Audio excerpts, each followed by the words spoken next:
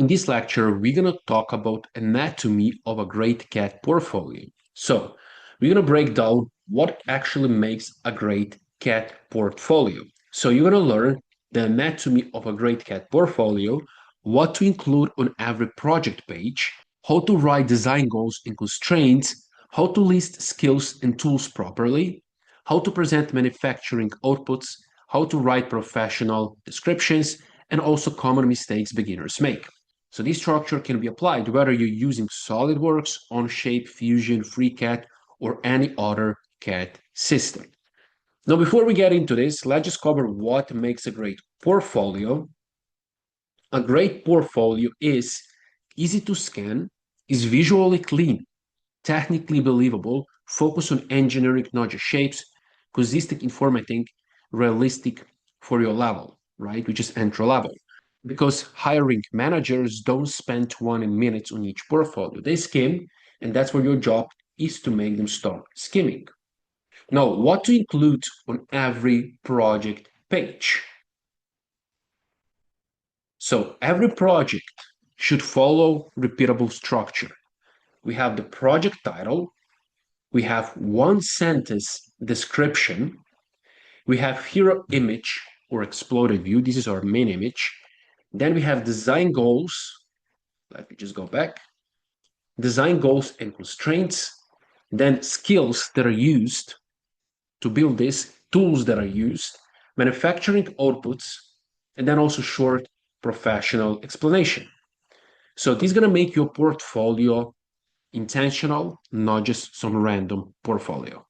So here is the portfolio template that you can use, and now we're going to go through this template, okay? So you can take this template then, and you can fill out this template with your project's description and information. So here we have the portfolio title, right? This can be mechanical CAD portfolio. Mechanical, this is optional. And then here, SolidWorks projects. Maybe you use some other CAD software. And then here we have listed our primary skills, right? Part design, assembly, surfacing, sheet metal. Depends what you want to present. Then down below here we have information about us, right? Name, last name, degree, this is optional, CAD designer or mechanical engineer, and then also certifications here, which is optional, right? For example, for SolidWorks, CSWA, CSWP, CSWE, depends what you have. And then also here, role title, mechanical engineer, CAD designer, engineering student. Okay, depends who you are. So this is the first part that you have. Then here we have the second part, which is professional summary. Okay, so here you can just write few sentences, something like this: mechanical engineering student or junior CAD designer, specializing in production-ready part design, assemblies, engineering drawings, sheet metal, and surfacing. That really depends on you. Maybe you're not going to go specifically sheet metal, surfacing, but you're going to write in direction where you want to go.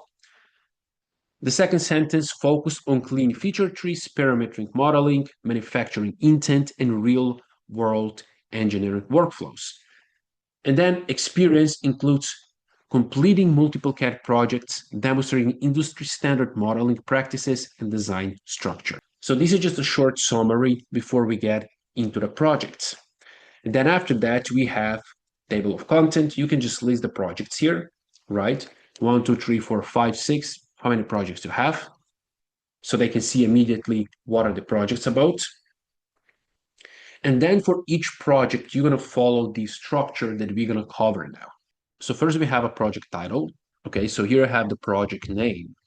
Then after that, you have a short one sentence description, right? So here is the framework: a conceptual or functional or manufacturing ready. Then you have your product type, okay? Design to demonstrate, and then you mention main skill: assembly, surfacing, sheet metal, mechanism, drawing, okay? So that's the first. The second thing you have, why this project matters, okay? No, this is optional, but this is very powerful. So what you want to do is you want to have one short sentence linking skills to industry value. So for example, you can say demonstrates ability to design mechanically realistic components while maintaining parametric robustness, and production-ready geometry.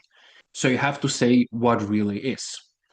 After that, you have design goals and constraints. Okay, so here I want to list 3 to 5 real-world requirements. For example, compact footprint, manufacturable geometry, adjustable components, parametric control, realistic tolerances, assembly accessibility, structural rigidity. Okay, so I don't have to put more than you see here, but like 3 to 5 is enough. Then after that, you have skills demonstrated. So bullet the engineering skills. So what skills this project demonstrates? So for example, parametric part modeling, design intent planning, feature tree organization, top-down, bottom-up assembly, sub-assemblies, motion relationships, mechanism layout, configuration management, right? Manufacturing ready modeling, drawing creation, and so on. And then after you put those skills, you have tools that you use, okay? You don't have to put all of the tools, but just list major comments. For example, extrude, whether it's cut, revolve, sweep, loft, fillet, pattern, reference geometry, configuration, assemblies, sheet metal features, surface tools, and so on. And then after that, we have manufacturing and engineering output.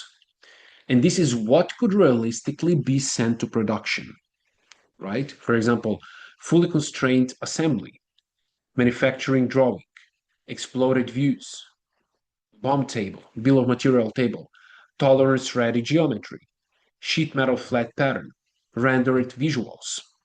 So for a specific project, you make this list. And then also here we have visuals included. So insert screenshots and renders. So you can have isometric views, you can have exploded views, section view, you can have drawing sheet, you can have detailed close-ups, right? You can have also rendered images, and so on. And then after that, the last thing what you have for each project is summary, okay? So you have a short professional paragraph, something like this. This model was created as a portfolio project to demonstrate mechanical design workflow, parametric modeling strategy, and production-ready CAD practices using SolidWorks. And now for each project, you're gonna write these things, right? You're gonna insert the photos.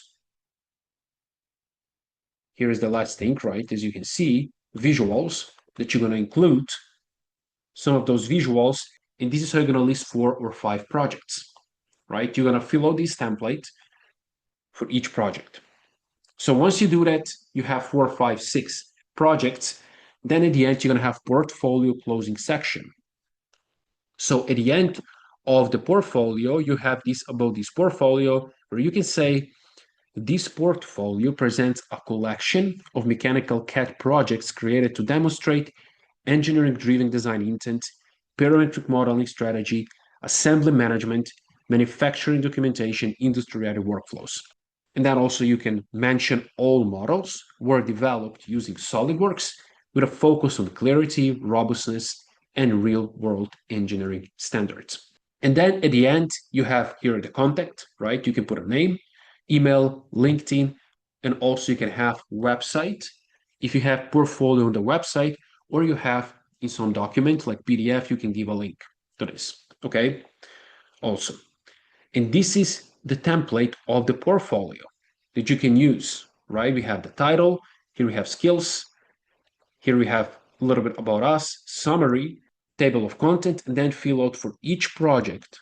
You fill out this, and then here at the end, you have this closing section and contact. So you can download this template and you can use this template to create your portfolio. So just to cover one more time, for each project, you have a project title, okay, which is clear engineering focus name of the product or a system, 1 sentence description that we gave, here image that can be exploded view, section view, rendered overview, and so on. Then design goal and constraints. So this section shows that you think like an engineer. Okay, this is where you explain what a product is, what the problem solves, who it's for, the key size of weight limits, material assumptions, manufacturing methods, motion requirements, environmental conditions. Here is the example that you can use. For example, this project focuses on designing a compact electric scooter frame with welded steel tubing optimized for manufacturability and stiffness while keeping overall mass low. Then here you have the skills that we set demonstrated right in this project. So this is where you translate modeling into career relevant language. Okay, so list things like sub-assemblies, motion relationships, configurations, design intent, and so on. Also avoid vague phrases like advanced modeling, cool geometry, complex shapes. Okay, so be specific. Then you have tools that you use. Don't mention all of the tools, just the main one. Okay. Then you have manufacturing output explained. So this one proves your models could actually exist in the real world. Okay, so here you can put part drawings with dimensions, assembly drawings, exploded views, BOM tables, section views, rendered visuals, and so on. And also what you can do, explain briefly what they represent. For example, an exploded assembly with BOM was created to demonstrate assembly order and component relationships. Okay, so because that sentence can make you so professional. And then also you have writing professional project description. Okay, so make sure that your tone is technical, neutral, clear, and confident. So avoid things like I designed awesome thing. So write in the sense of like this project was developed to practice parametric part design and production ready assemblies. And this is the template and structure you can use. Now, what are the common portfolio mistakes beginners make? So number one, they only put pretty renders, right? No drawings, no assemblies, no engineering. Then also no explanation, right? Just images without context. Then too many projects, right? If you have 5 strong projects, that's gonna beat 15 weak ones. Then unrealistic claims. Don't say production ready aerospace system if you're a beginner. Then no constraints. Everything looks theoretical. Then messy layouts like different fonts, random spacing, cluttered pages. Then tool lists that are too long, right? Just have the main one. And then also no progression. That means all projects looks very similar. So if you follow these rules and using these templates, you're gonna have professional portfolio.